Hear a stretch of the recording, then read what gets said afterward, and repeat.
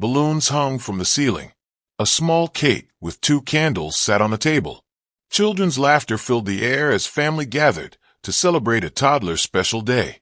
This was supposed to be a moment of joy for 21-year-old Shanice Amerson, watching her son blow out his birthday candles in their Dyersburg, Tennessee home. At 3 o'clock in the afternoon, as presents were being opened and photos taken, the front door burst open. What followed wasn't the arrival of late guests bearing gifts, but a hail of bullets that transformed an innocent children's birthday party into a scene of absolute terror. 6 people were shot. Children screamed. Parents scrambled to shield their little ones. When the gunfire finally stopped, young Chenise lay motionless on the floor, her life extinguished, just feet away from her 2-year-old son's high chair, her blood staining the colorful party decorations that had been hung with such care and hope. Shanice Amerson would never see her son turn 3. She would never watch him take his first steps into kindergarten or cheer at his high school graduation. At just 21, this devoted mother of 2 had her entire future violently stolen in a moment that should have been filled with nothing but happiness and celebration. Most thing I'm going to miss about her is seeing her playing with her kids, recalled Sharaven Clinton, Shanice's best friend. That's all she ever cared about. And I know if I could give my life for hers, I would. These heartbreaking words paint the portrait of a young woman whose identity was deeply rooted in motherhood. The tragedy of Shanice's story extends beyond her own lost potential. 2 children now face growing up without their mother's love and guidance. A family must somehow explain to a toddler why his birthday will forever be linked to his mother's absence. Have you ever considered how quickly a family gathering can turn deadly? How prepared are you to protect yourself and your loved ones if violence erupts in what should be a safe space? As you watch the story unfold, I want you to honestly assess your own emergency preparedness. Would you know what to do if someone with a weapon entered your home during a celebration? Would you recognize the warning signs of potential violence before it erupts? These questions aren't meant to frighten you, but to empower you. Share your thoughts in the comments below. What safety measures do you take when hosting family gatherings? In today's episode, we'll examine how a child's birthday party became the scene of a horrific crime that left 1 young mother dead and 5 others wounded, including a 6-year-old child. We'll trace the events that led Toria Seville Russell to commit this shocking act of violence, explore the heroic actions of neighbors who rushed to help the victims, and follow the legal battle that ultimately resulted in a 50-year prison sentence. Most importantly, we'll honor Shanice Amerson's memory by learning crucial lessons about conflict resolution, recognizing danger signs, and taking practical steps to protect ourselves and our families from similar tragedies. Shanice Amerson was just 21 years old when her life was cut short, but in those brief years, she had already embraced the profound responsibility of motherhood. Born and raised in Dyersburg, Tennessee, a small city of roughly 17,000 residents nestled in the western part of state, Shanice was known primarily as a devoted mother to her 2 young children. While public records don't reveal extensive details about her upbringing or education, those who knew her described Chenise as someone who found her purpose in parenthood. She had given birth to her first child while still in her teens, and by 21, she was raising 2 children with dedication and love that impressed everyone around her. The father of her children isn't prominently mentioned in reports about the case, suggesting that Chenise may have been handling much of the parenting responsibilities on her own. Despite the challenges that often come with young motherhood, friends recall that she never complained about her circumstances. Instead, she embraced her role with remarkable maturity, putting her children's needs above her own without hesitation. Like many young mothers, Chenise likely balanced the demands of childcare with work and maintaining a household, all while navigating the complex journey of her own early adulthood. All she ever cared about was playing with her kids, Sharaven Clinton told local reporters, her voice breaking as she recalled her best friend's devotion. This simple statement captures the essence of Shanice's relationship with her children, one built on presence, playfulness, and unconditional love. For Chenise, motherhood wasn't just a responsibility. It was clearly her joy. She took pride in celebrating her children's milestones, which is why that fateful birthday party held such significance. The fact that she had organized a gathering with family and friends to mark her son turning 2 speaks volumes about her priorities and values. Despite her youth, Shanice understood that childhood passes quickly. She made conscious efforts to create memories with her children, to establish traditions like birthday celebrations, and to ensure they felt cherished.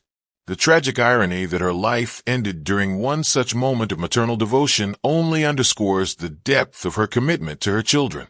In Dyersburg, a tight-knit community where neighbors know each other by name, Shanice had established herself as part of the social fabric. The birthday party itself, attended by friends and extended family, demonstrated her connections within the community. These weren't just casual acquaintances, but people who cared deeply about Shanice and her children. Neighbor Stephanie Childress, who rushed to help after hearing gunshots, represents the kind of community bonds that existed in Shanice's world. Though they may not have been close friends, the instinct to help in a crisis revealed the underlying sense of responsibility neighbors felt toward one another.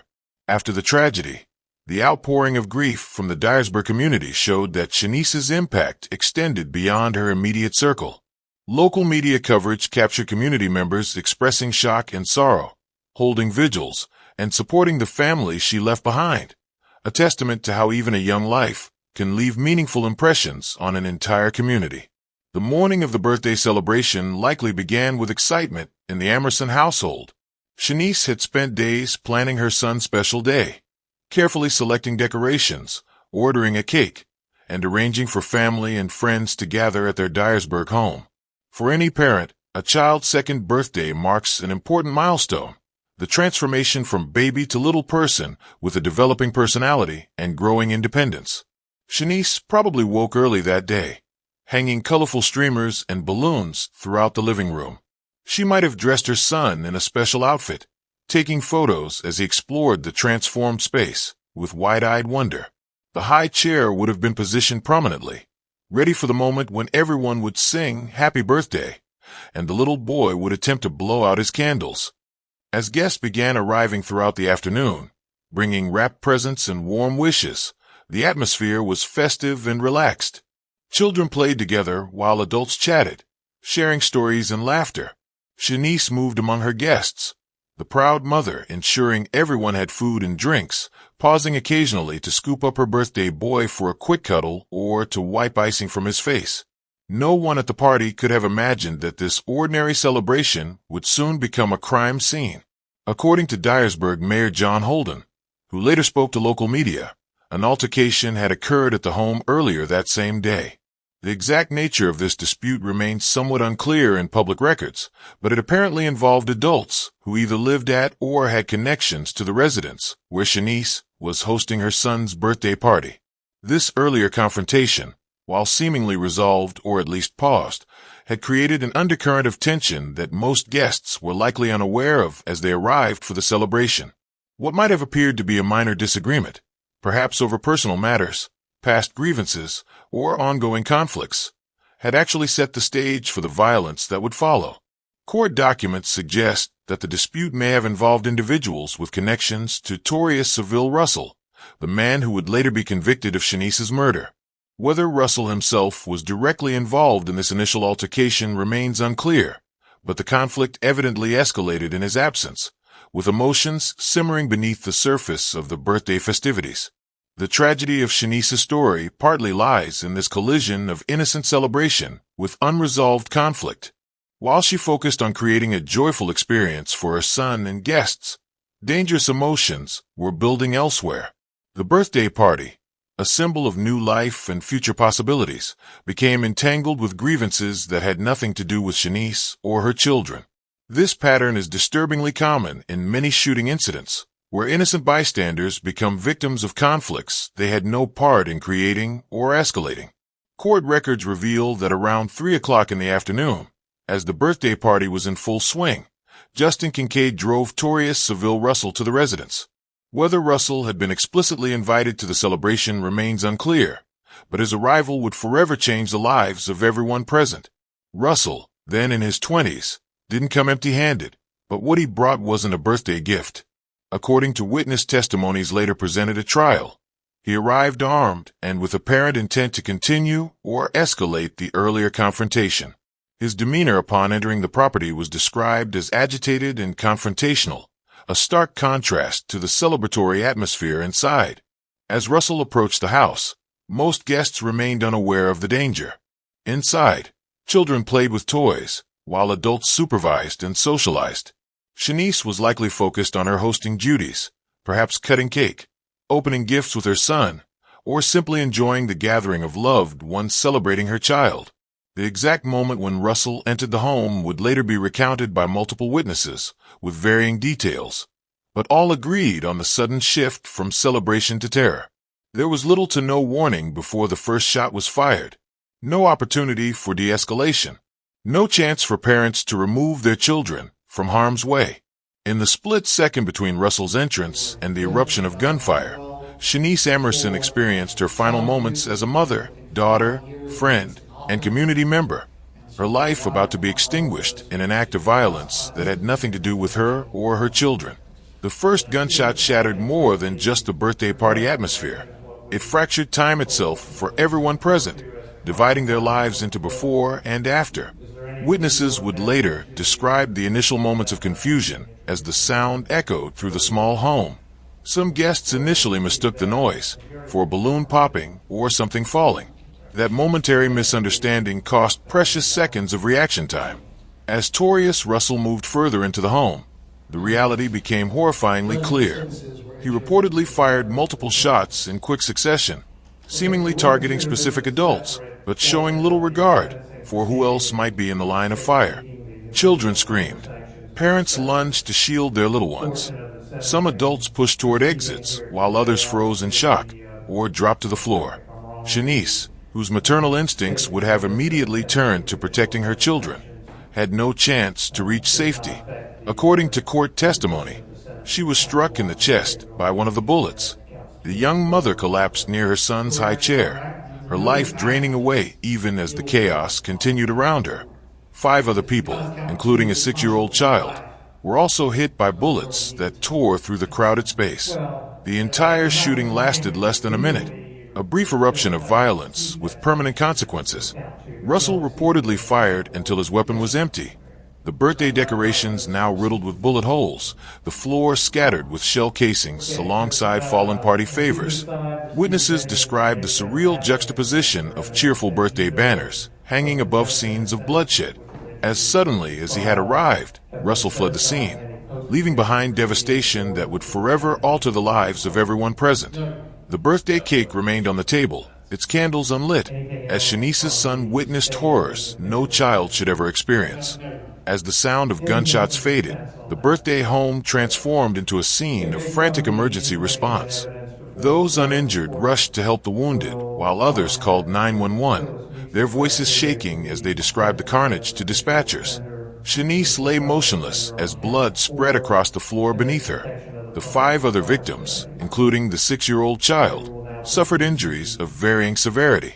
Neighbor Stephanie Childress was preparing dinner when she heard the gunfire. Only thing I knew to do was to try and run down here and help as much as I could, she later told reporters. Drawing on CPR training from nursing school, Childress found Chenise gasping for breath. She was shot here in the chest, so we were applying pressure. She was gasping for breath, and all I knew was to try and keep performing CPR to keep her breathing, keep her heart rate up. First responders arrived to find a chaotic scene, wounded victims, traumatized children, and distraught family members. The local hospital was placed on lockdown as a precautionary measure, while medical staff worked to treat the multiple gunshot victims who arrived in rapid succession. Despite Childress's efforts and the swift medical response, Shanice Amerson was pronounced dead, her life taken at just 21 years of age. If you found yourself in a situation where gunfire erupted, would you know what to do? Take a moment right now to consider your response plan. Would you run, hide, or try to fight? Do you know the quickest exits from places you frequently visit with your family? These aren't comfortable questions, but they're potentially life-saving ones. In the comments below, share one safety measure you'll implement after hearing Shanice's story. Whether it's creating a family emergency plan, or learning basic first aid like Stephanie Childress. In moments of crisis, ordinary people often reveal extraordinary courage. Stephanie Childress embodied this truth when gunshots interrupted her dinner preparations. Instead of seeking safety in her own home, she made the split-second decision to run toward danger, a choice that speaks volumes about her character and compassion. It was hysterical, Childress later recounted to local media. The baby was sitting in the high chair and there was, I know, 2 on the porch that were shot. The one lady that I was helping was on the ground. That one lady was Shanice Emerson, fighting for her final breaths as Childress knelt beside her. Drawing on CPR training she had received during nursing school, Childress immediately began emergency medical intervention. She applied pressure to Shanice's chest wound while instructing others on how to help.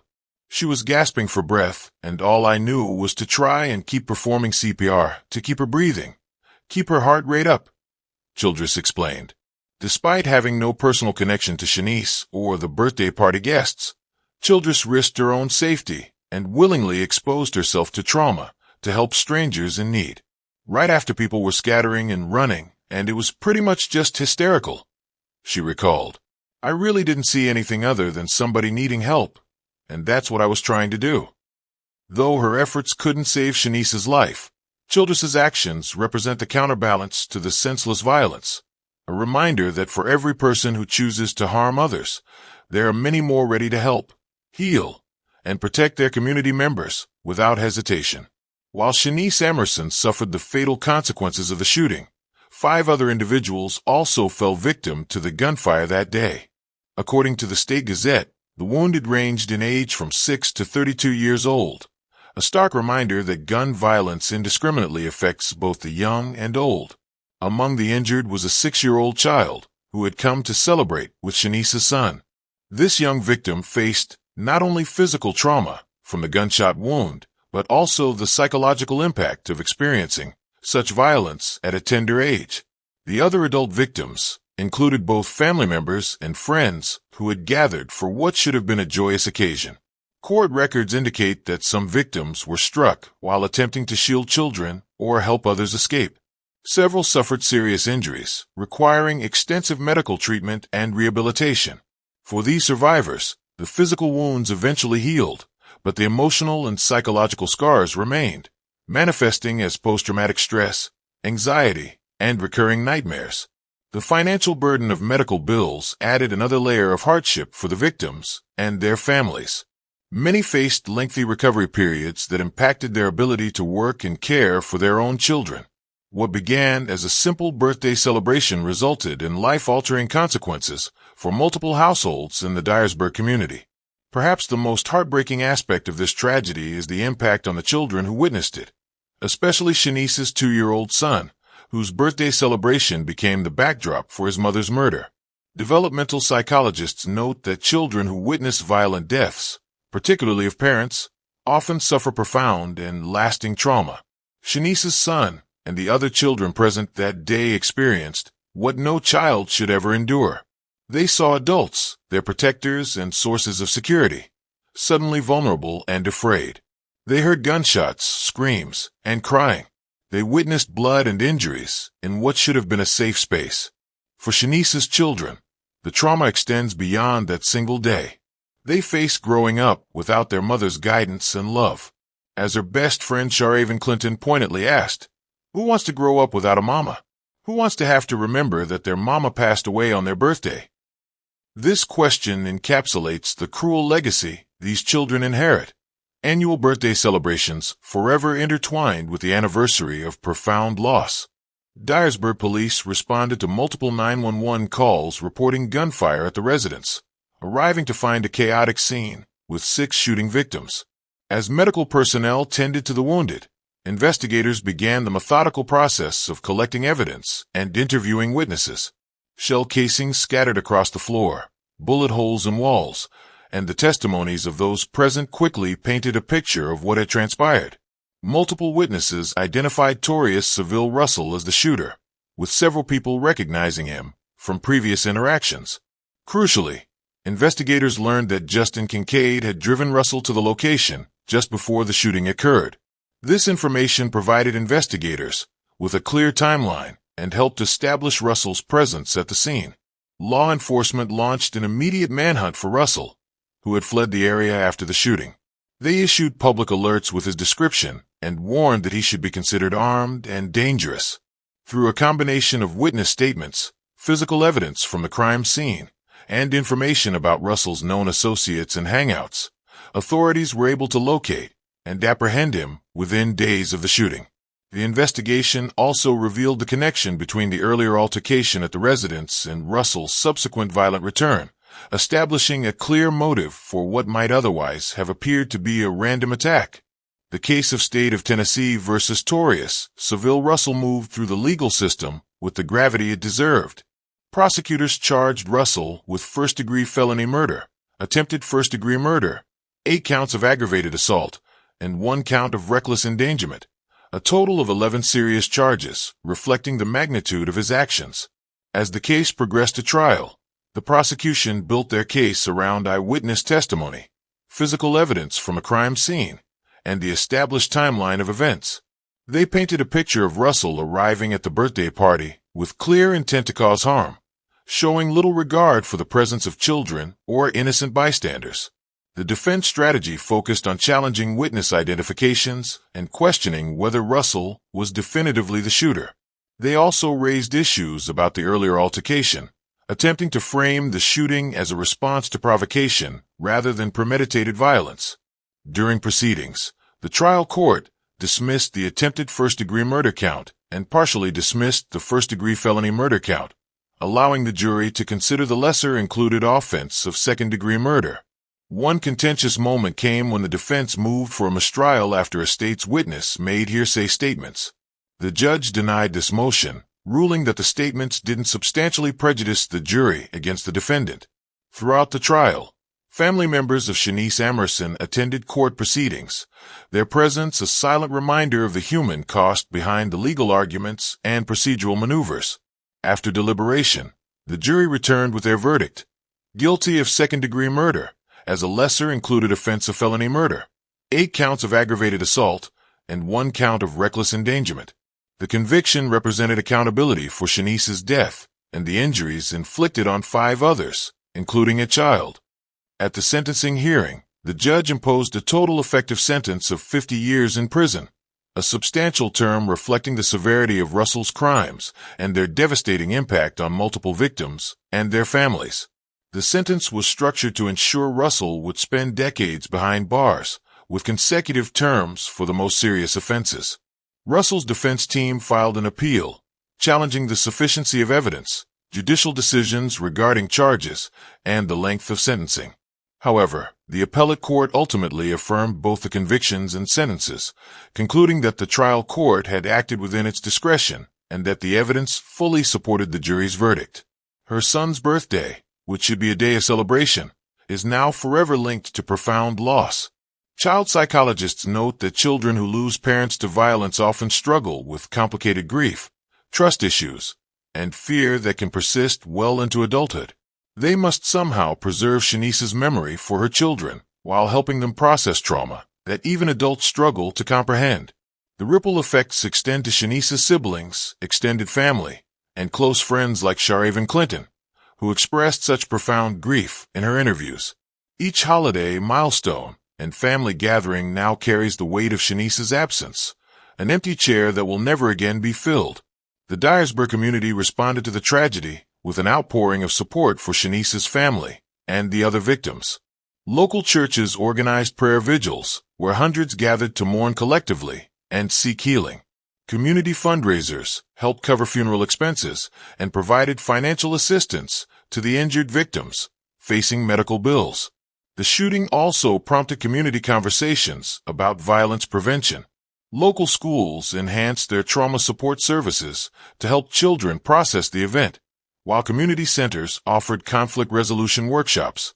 The Dyersburg Police Department increased patrols in residential neighborhoods and expanded their community outreach programs. Local media coverage evolved from reporting the shocking details to highlighting community resilience and healing efforts.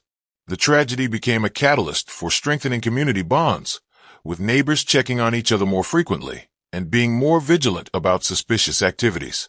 Though nothing could undo the tragedy, Dyersburg demonstrated how communities can come together to support victims and work toward preventing future violence. Shanice's story offers critical lessons that could save lives. First, recognize that conflict can escalate rapidly. What begins as a verbal disagreement can quickly turn deadly when weapons are involved. If you're aware of ongoing disputes involving people in your social circle, maintain heightened awareness at gatherings and consider neutral locations for celebrations. Second, develop a mental emergency plan for every location you frequent. When entering a space, identify exits, potential shelter points, and items that could serve as barriers or shields. This exit awareness becomes automatic with practice and doesn't require living in constant fear. Third, learn basic emergency medical skills like those Stephanie Childress used. A simple first aid course can provide the knowledge to apply pressure to wounds, perform CPR, or create improvised tourniquets, interventions that can keep someone alive until professional help arrives. Fourth, trust your instincts about threatening situations or individuals. If someone's behavior makes you uncomfortable, distance yourself and your family without hesitation or apology. Many violence survivors report having felt uneasy before incidents occurred, but ignored their intuition. Finally, support community violence prevention programs and responsible firearm policies. Addressing the root causes of violence, including conflict resolution skills, mental health support, and limiting access to weapons by dangerous individuals, is essential to preventing similar tragedies. Shanice Emerson's life was far too brief, but her legacy endures through the children she loved so deeply and the memories cherished by those who knew her. She wasn't a celebrity or public figure. She was something far more important, a mother who placed her children at the center of her world. Her dedication to creating special moments for her son, like that second birthday party, reveals the depth of her maternal love. As her best friend Sharayvon Clinton so poignantly expressed, Shanice's joy came from simply playing with her children. This ordinary yet profound pleasure reflects a woman who understood what truly matters in life. While Torius Russell's actions ended her physical presence, they could not erase the love she poured into her children during their time together. In remembering Chenise, we honor not just a victim of senseless violence, but a young woman whose priorities and values centered on the purest form of love, that between a mother and her children. Shanice's story is tragically not unique. Each year, hundreds of family gatherings across America are shattered by gun violence. Birthday parties, weddings, family reunions, and holiday celebrations, moments meant for joy, become scenes of tragedy with alarming frequency. These incidents often stem from interpersonal conflicts that escalate rapidly when firearms are present. The statistics are sobering. According to violence prevention researchers, more than 4,000 people each year are shot during arguments in the United States. Many of these shootings occur in homes and at social gatherings, places where people should feel safest. What makes these tragedies particularly devastating is their ripple effect. Children witnessing violence, families torn apart, and communities traumatized. Addressing this specific type of violence requires a multifaceted approach: conflict resolution education, responsible firearm policies, mental health support, and community-based violence intervention programs. Each shooting like Shanice's represents not just an individual tragedy, but a collective failure to protect our most sacred spaces, our homes and gathering places. If Shanice's story moved you, please take a moment to like this video and subscribe to Explosive True Crime Stories. Your engagement helps us continue sharing these important stories and the crucial safety lessons they contain. Share this video with someone you care about. It might just save a life. In the comments below, tell me what safety measure you'll implement after hearing Shanice's story. Will you create a family emergency plan? Take a first aid course? Have a difficult conversation about conflict resolution? Your comment might inspire others to take similar steps, creating a ripple effect of positive change in honor of Shanice's memory. Next week on Explosive True Crime Stories, we'll examine the case of the birthday card killer, a predator who targeted elderly victims using a seemingly innocent approach. For 3 years, this methodical criminal terrorized retirement communities across 3 states before a postal worker's observation broke the case wide open. We'll analyze the red flags that were missed, interview the detective who made the crucial connection, and provide essential safety tips for protecting vulnerable loved ones from similar schemes. It's a story of predatory calculation, investigative persistence, and ultimately justice. Make sure you're subscribed so you don't miss this important episode.